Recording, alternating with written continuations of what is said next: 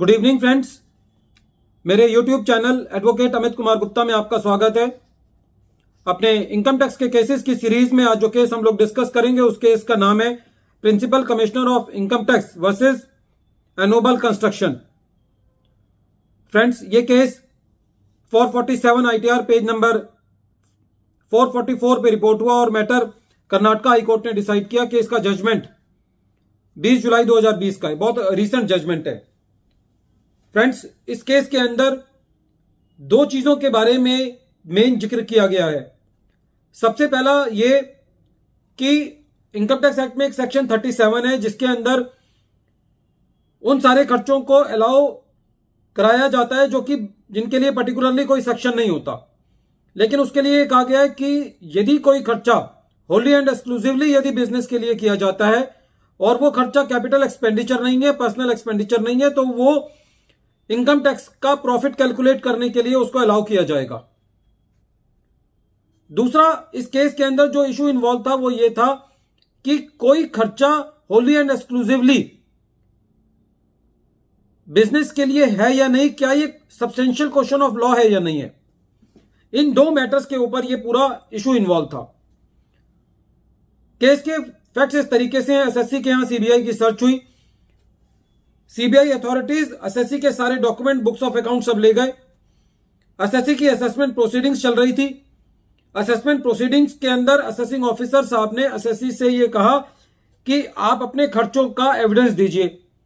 SSC ने assessing officer को यह लिखा कि साहब मेरे यहां सर्च हुई थी, मेरे सारे डॉक्यूमेंट जो हैं वो सीबीआई वाले ले गए और मैं आपको एविडेंस देने में सक्षम नहीं हूं।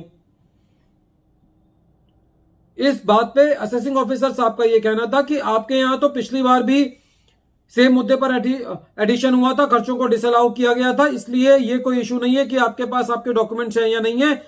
और during the current assessment year भी एसएससी की एडिशन कर दी गई। बाद में जब ये मैटर आईटीएटी के पास चल रहा था तो आईटीएटी ने एसएससी को रिलीफ दे दिया। आईटीएटी का यह कहना था कि जो असेसिंग ऑफिसर था उसके पास सेक्शन 131 के अंदर यह पावर थी कि वो सीबीआई को चिट्ठी लिख करके वो डॉक्यूमेंट्स मंगा सकता था। और सेक्शन 131 के अंदर काफी बार इस बात का जिक्र किया गया है कि असेसिंग ऑफिसर के पास सेक्शन 131 के अंदर कोड ऑफ सिविल प्रोसीजर के तहत सिविल कोर्ट की पावर भी होती है। तो असेसिंग ऑफिसर ने यदि उन डॉक्यूमेंट्स को नहीं मंगाया सीबीआई से तो इसकी सजा जो है वो एसएससी को नहीं दी जा सकती। और जो भी एडिशंस असेसिंग ऑफिसर ने किए थे आईटीएटी ने उस पर एसएससी को रिलीफ दे दिया।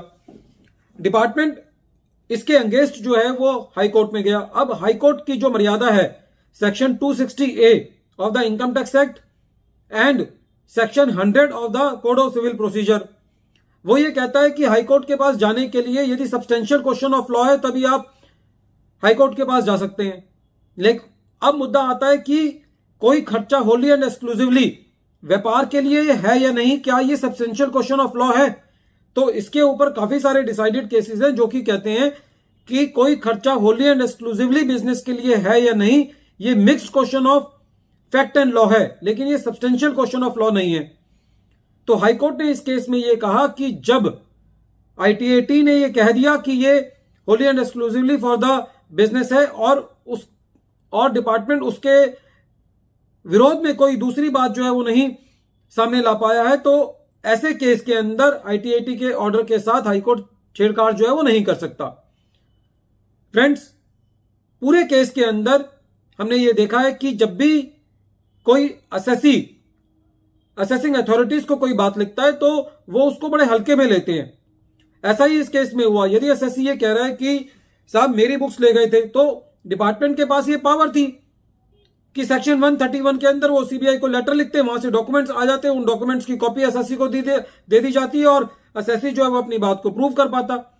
और कोर्ट ने यहां तक इस केस में कहा कि इस बात में भी कोई फैक्ट में कोई वो नहीं है कि एसएससी के यहां सर्च हुई थी। और जहां तक कि डिपार्टमेंट ये बात कह रहा था कि साहब पिछले सालों के अंदर भी एसएससी की एडिशन हुई है, तो उस बात के लिए एसएससी का ये कहना था साहब पिछले साल भी मेरे पास मेरी बुक्स ऑफ अकाउंट्स नहीं थी क्योंकि मेरे सारे के सारे डॉक्यूमेंट जो है वो सीज कर लिए गए थे। तो एसएससी की बात को कंट्रोवर्ट किए बिना और खाली सरमाइसिस एंड कंजेशन के बेसिस पर एसएससी का एडिशन नहीं किया जा सकता।